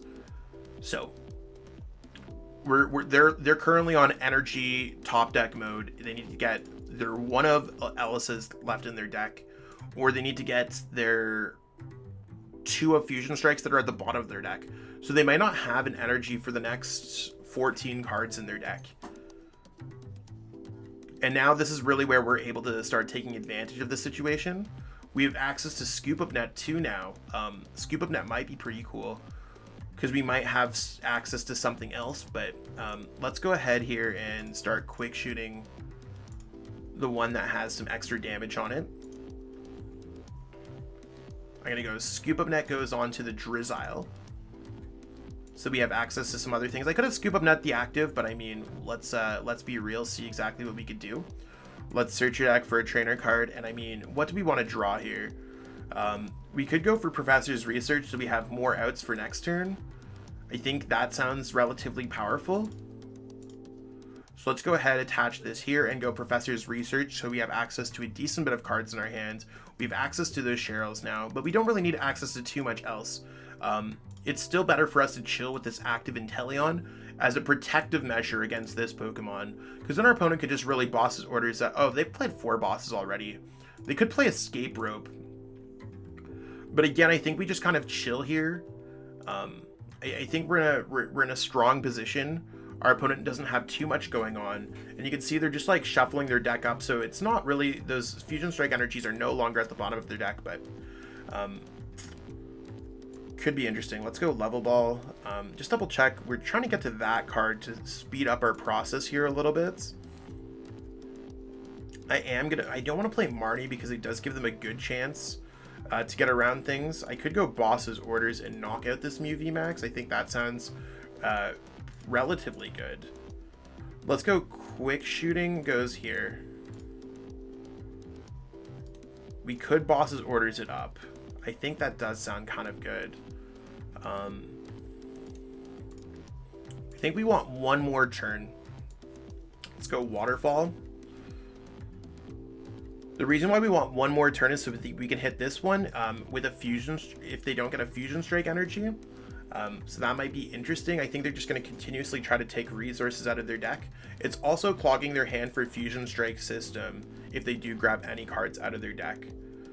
So right now, you want to what? We're still just going to go Quick Shooting here. We might be able to eventually get there. I'm changing my plan up a little bit because I realize that they don't necessarily have to send something up. Do we attack into this Genesect? I mean, if they had an energy, they'd probably attach it by now. But no, you want to know what? I'm just going to pass here. Yeah, we don't need to attack. We could play this game strategically. If they have an energy and they get a switch, that's fine. That's how our opponent's going to react. You can see how many turns we've gained just by doing 20 here, 20 there, that we're strategically trying to win the game. We're very close to getting there. So it's really one of these close games where, like, Path to the Peak really hurting our opponent. They likely don't have any more stadiums. The Tower of Waters could be cool for us, but again, like, let's go Quick Shooting goes here. And we're going to go ahead and we could go Boss's Orders up that now and try to get the double knockout next turn. Yeah, so you want to what? I think I'm going to go ahead and make this the play. So we're going to go like this. We're going to go ahead, retreat. We're going to go send this up, and we're going to go ahead and attack with GMAX Spiral. So we're going to put this back into our hand. If our opponent does get an energy, they likely are not able to do 350, and we're able to heal with Cheryl, attack again. We also have access to Quick Shooting, so we could go Quick Shooting, knockouts, or just Quick Shooting and then Quick Shooting knockouts. So as long as our opponent doesn't get a Fusion Strike energy, I think we checkmated this game. If they do get one, I think we're in a great spot to win the game next turn regardless, just with Quick Shooting. So this is kind of our big play. We've set both Mews up to 20 damage away. And of course, they're just going to go to the Genesect. So let's see what we can get here. We do have the Inteleon. So here's what we've done. We've set our opponent up where they're 20 damage away with both of their Pokemon, and we're going to go ahead and draw 6 prize cards in one turn. So this deck does have a lot of cool outs. We're going to give our opponent the Well Played. We're going to draw our 3 prize cards here, and then we're able to go Quick Shooting again. Our opponent might concede the game before that, but I mean, drawing 6 prize cards in one turn sounds great. And we do even have Quick Shooting if we were a little bit off as well. So the lack of Fusion Strike energies, plus the path, plus everything else we've done this game has been absolutely massive. We take those. That was a really good game.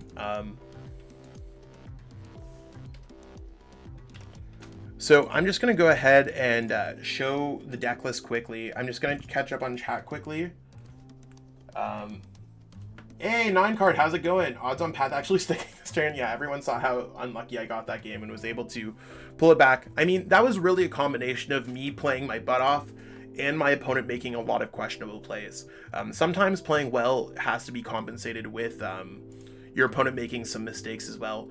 Anyone who's wondering, it's 2 Research, 2 Big Charm, 4 Rapid Strike energies. That's the list. I just have to use the washroom really quick, and I'll be right back.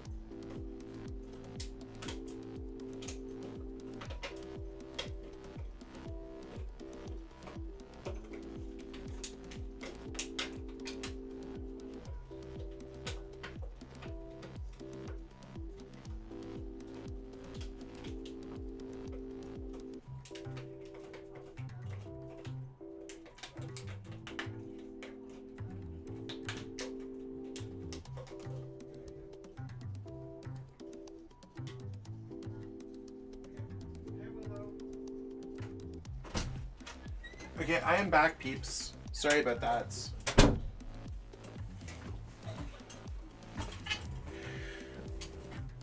Take it easy, Hot Chalk. Take it easy, homie. So, yeah, back from the restroom. So this is the Inteleon deck that we went over. We still have the Gengar deck to go over today too, and I'm probably gonna go over the top 16 decks from my last late night series. So this is my most updated list. I've really worked hard on it. Gengar is a deck that I've put in the most competitive information. I was just getting a phone call. Just one second.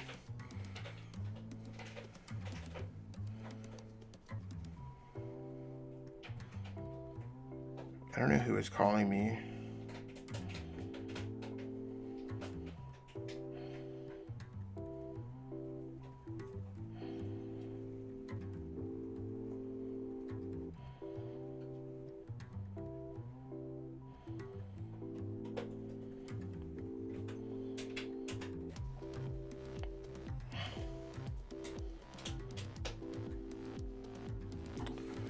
So just double checking. What's going on? Okay, cool. We're good. You want to see Gengar VMAX cards first? So this is where we're at for closer to the end of the stream, where we're going to cover over Gengar. We've already covered over Turbo Zacian, and we've covered over Rapid Strike Inteleon. So here's where we're at for Gengar.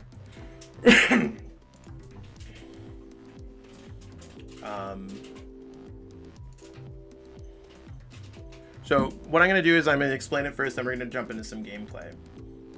So Gengar VMAX is a deck that a lot of players have not necessarily got a chance to try yet, because there's a lot of other decks that people want to play. I know that Single Strike Urshifu VMAX and Umbreon VMAX has seen a lot of success, and that might be the more dominant Single Strike variant, but I think there's a lot of room for Gengar in this particular format.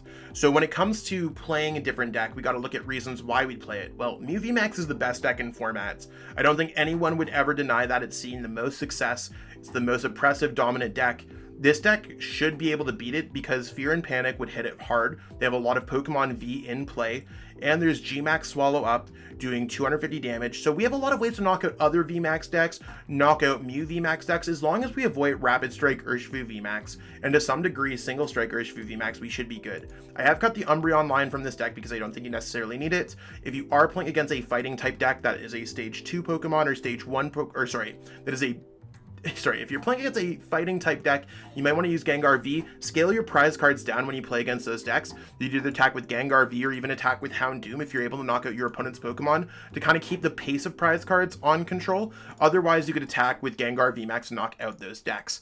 I think Cram-O-Matic with Battle VIP Pass is great to get out your Houndours ASAP, because all you need to do is really get set up with Fear and Panic ASAP for 2 energies, and you're able to do a lot of things. We have access to 4 Hiding Darkness energies to kind of get free retreat around. Like, we have a lot of good things going on with this deck. So this is my current take of the deck. Hopefully everyone enjoys it. Relatively simple. We're just using Single Strike Roar to power up Gengar VMAX, and using Fear and Panic or Gmax Swallow Up however things arise. Everything else is just built to get around that Turbo Houndour start and get set up. So let's jump into some gameplay and see exactly what we have going on.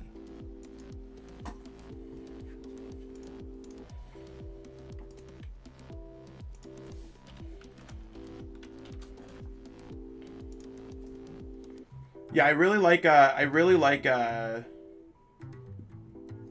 Gengar deck as well. I think it's really incredibly well positioned, and a lot of players are just not seriously considering it. So you want to, let's go into the versus ladder, see exactly what's going on. Geez, I've never had so much. I've got like 3 phone calls. I got 3 group text messages. I got another group message. It's one of those things where we'll have to see exactly where it's at. Nick, I totally feel you there with the Single Strike vibes. I think Gengar is really good though. I think Gengar might even beat Single Strike. So we're gonna jump into some gameplay with this deck, see exactly what we could do. Yo, Jock Crispy, what's good?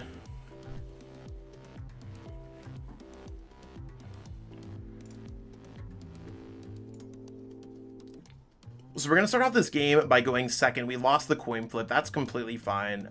I feel like whenever that happens, your opponent's got to kick you with the Crobat start, right? Like, does anyone else feel like that when you're playing Pokemon and you're like, I'm going second and I started with Crobat, and you're like, why am I playing this game out?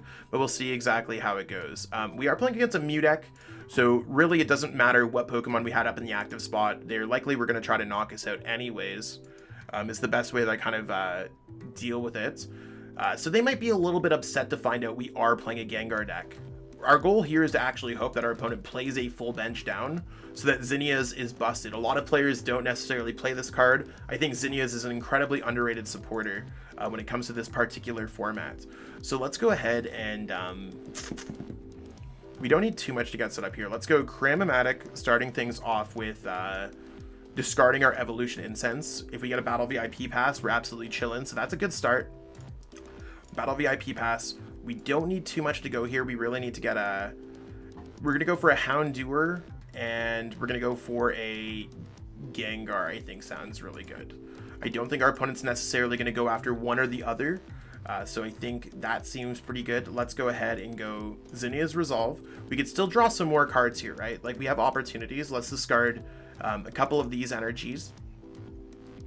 So we have access to some more things. I mean, so far, so good. I think, like, we're almost good to keep it at this current hands. I don't know what I'd want to be doing otherwise. So I think I'm going to go ahead here and go Hiding Darkness energy onto this Crobats. If our opponent brings up anything else, we have more ways to get out of it than not. I'm just debating if I even want to attach the energy. I think I do attach the energy. So we'll take the 20 damage. Our opponent is either knocking us out or they're not knocking us out. I think we're in a prime position to knock out our opponent's deck. So they had a bit of an awkward start. We'll feed them a Houndour, because again, like, you got to understand, like, we need 2 energies to get into a Gengar VMAX. Especially if our opponent puts down some bench Pokemon. So I think we're in a pretty good spot. They're going to grab a Genesect. They have 2 Pokemon out there. Like, it's going to work out. They're probably going to bench another Genesect too if they get one. And if they don't really get anything off these 3 cards hand, they're not getting a knockout anyways. So if Mew gets a slow start, we're able to destroy Mew. If Mew gets a fast start, we're still likely able to destroy Mew. We're talking about a game that I started with a Crobat V going second against Mew, and I still have a fighting chance to win. That's something that you just don't see in these Pokemon tournaments. They're probably going to grab another Mew here, or maybe just a Psychic Energy and get a freebie knockout. See what our opponent... They're looking for a Genesect here to draw more cards. Okay.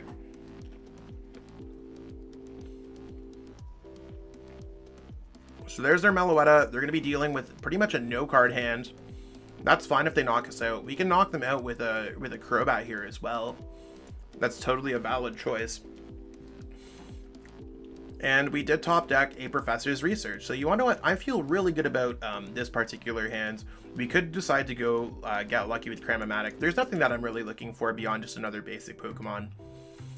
So let's go for another Houndour so we have access to those.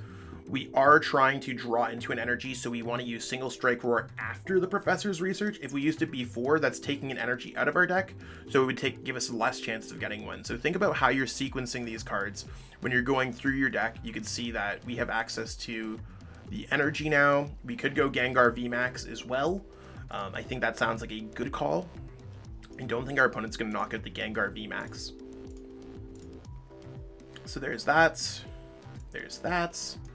And I mean, when it comes to other things, we could totally just go Quick Ball, discard this. We don't really need too much else going on here. I'm going to grab a Gengar. We're going to take 1 prize card here this turn. So even though we're not playing against a V Pokemon, we are able to use Fear and Panic. So we are going to go Tower of Darkness here as well. So yeah, our opponent fully set up. We're set up now. We're going to go Fear and Panic, knock out our opponent's Meloetta. We were able to get that attack off.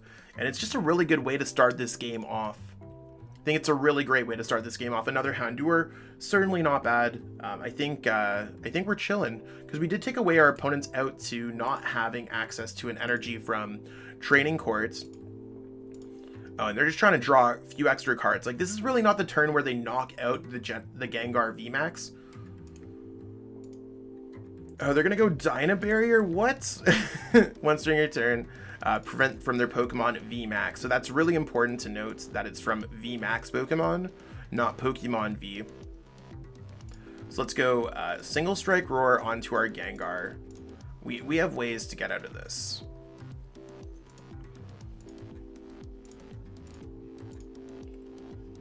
And I am going to go for Tower of Darkness first before we do anything else. I think that sounds incredibly important.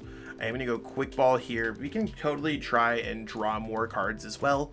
So let's go. We could have actually discarded the Mew and given yourself another access to Cram-O-Matic. So let's try to draw some more cards. Really not a lot going on here. Let's pitch this hand away. So we do find the energy here. So even though we're not able to fully attack, like, we can go ahead, switch. We're going to go Knockout here with Pain Explosion. So we're just absolutely destroying this Mew VMAX deck. You can see that they're just going to concede that game there. Like, our deck does well against Mew. It does really well against Mew.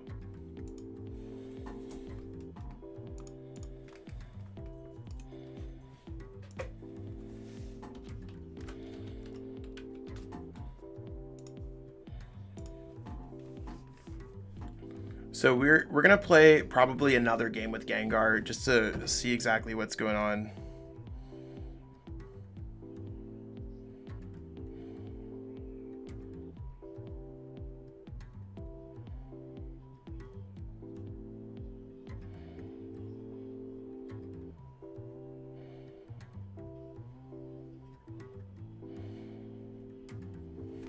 Just 1 second.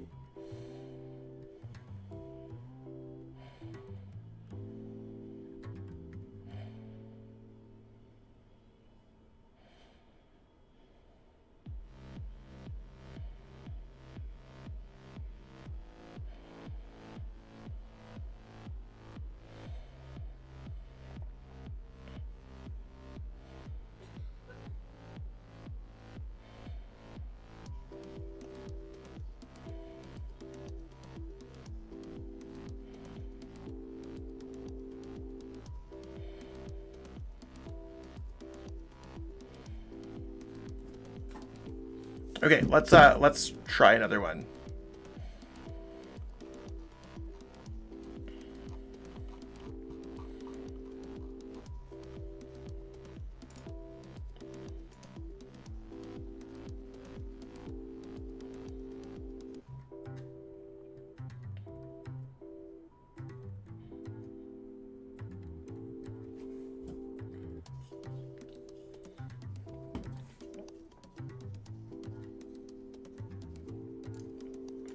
So let's see how this one goes. We lost the coin flip again, but that's okay.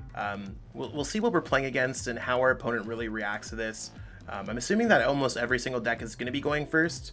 And again, of course, we just have to start with Crobats. I mean, it's one of those things where it's fine. Looks like our opponent's probably playing Turbo Victini. I could see this being a pretty good matchup. In general, so let's see how that works out.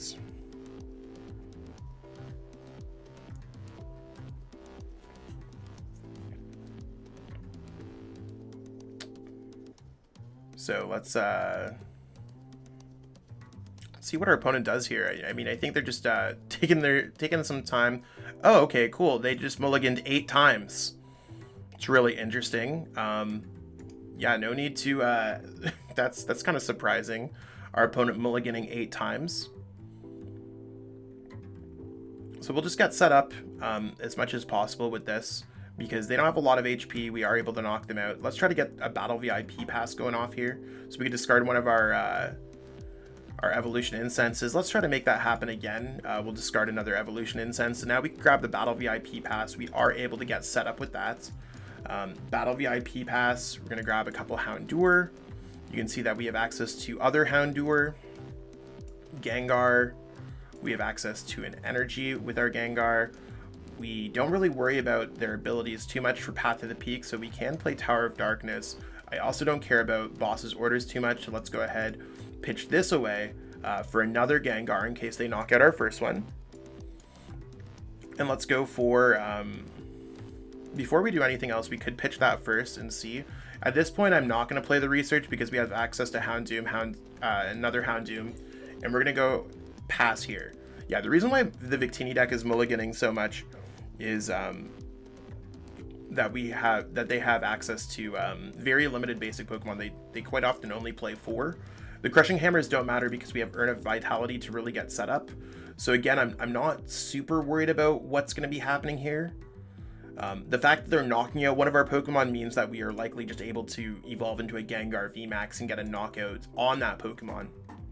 So Gengar VMAX is quite an aggressive deck as well, very similar to Victini, that if they just get a knockout here, we might be able to knock them back in response. So let's see what our opponent decides to do here. Okay, they're going to go Kabu. So I think like that seems like a strong play from our opponent, is just getting out that Kabu, making sure that everything's going well for them. And yeah, I think right now we're okay.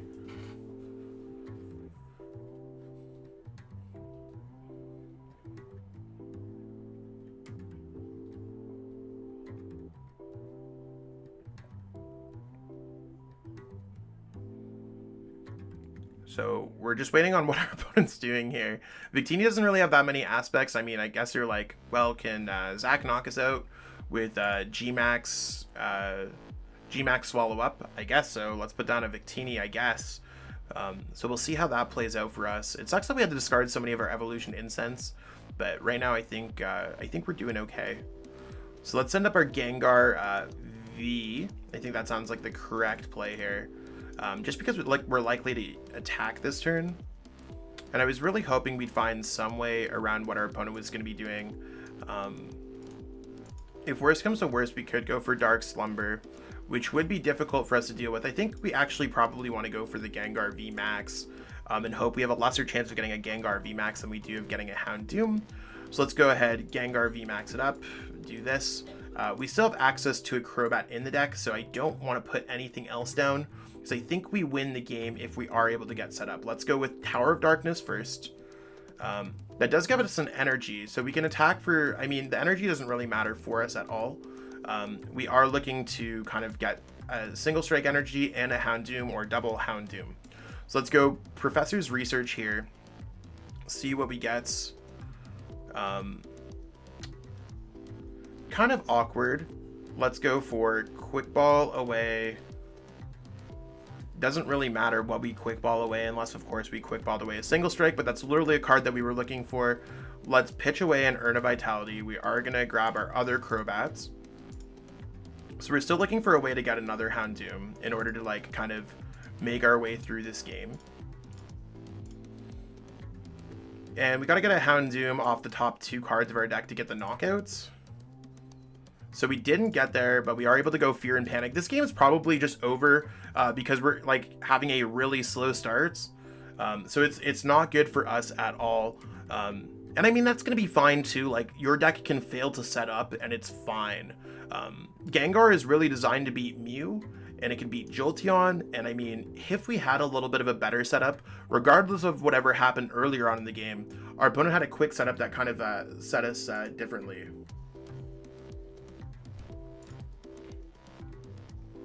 I don't know why they decided to bring that up. I mean, maybe they're just trying to go boss's orders, boss's orders. I think it would have been much better to maybe attack. Maybe it's giving them one less turn. The Crobat's just chilling there. So we'll see how it works out for us. Right now, we're doing the knockout for 120. Plus, yeah, so we are getting the knockout here. Let's just get set up here. Let's go single strike roar. There's no reason for us not to. Let's go for, if they bring up anything else, they're probably not. So let's attach an extra energy just so we're all good. Our opponent probably made that play knowing that they had a bosses in hand. So let's go ahead and Marnie them away just in case of anything else. Like we still got a chance in this game with the way that our opponent made that play. So they need to have an energy boss or energy catcher to bring up the Crobat to win the game. And we're going to go ahead and Fear and Panic because we're in a really good spot. So we're going to go Fear and Panic, knockout. We do have access to knocking them out with GMAX Swallow Up the following turn. And that's really where I think that's going to work out for us. And if it does work out for us, we're cool. They have 330, so we need to get our other single strike energy. Please don't have the... Oh, we need to get more than that now. That's actually so unfortunate. Because our opponent has double fire energy, or like they have 350 HP now, and we have no way to deal with that. So what a top deck on their behalf.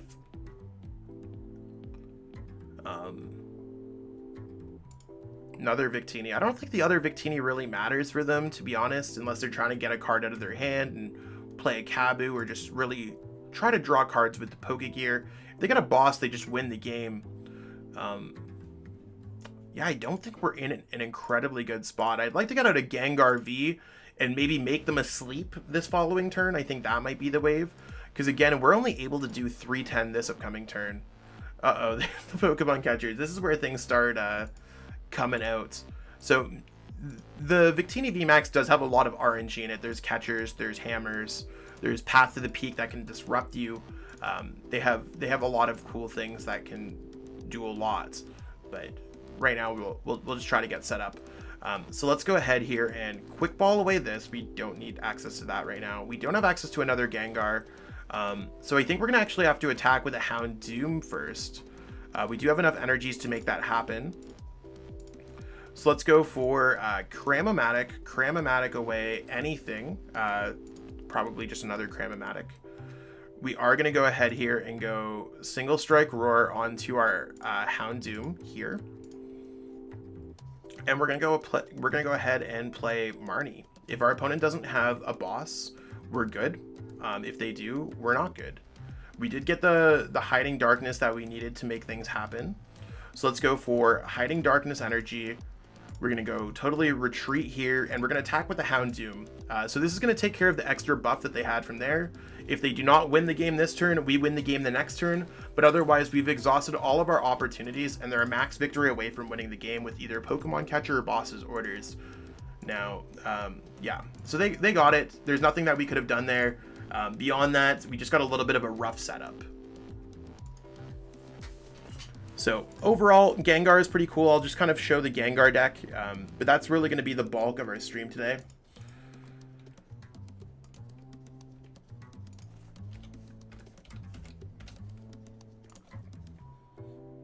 Hopefully everyone's having a good day. I see a couple things in there. Strategic Master, how's it going? So I got to make some phone calls today before I have coaching, but I hope everyone's had an amazing day. There's the Gengar deck. All these decks will be featured on the channel relatively soon. So keep that in mind as we kind of explore what's going on and see what's going on there. So I appreciate everyone tuning in. If you haven't already, give this video a thumbs up. It does really help boost the YouTube algorithm and all that great stuff. So I'll be back on later, I think later this week, likely with another stream if I get a chance. I know the holiday season is really busy for me and my family for who I am able to see. Beyond that, it is one of those things where I wish everyone the best. If I don't necessarily get you in with a live stream, I will have a lot of content this week, so if anyone's looking forward to that, because I know holidays are different for everyone, by all means stay tuned for that. So I'll catch up with all y'all later. Peace out. Have a great day, and again, happy holidays, Merry Christmas, any holiday that anyone's celebrating. I just appreciate and love everyone who's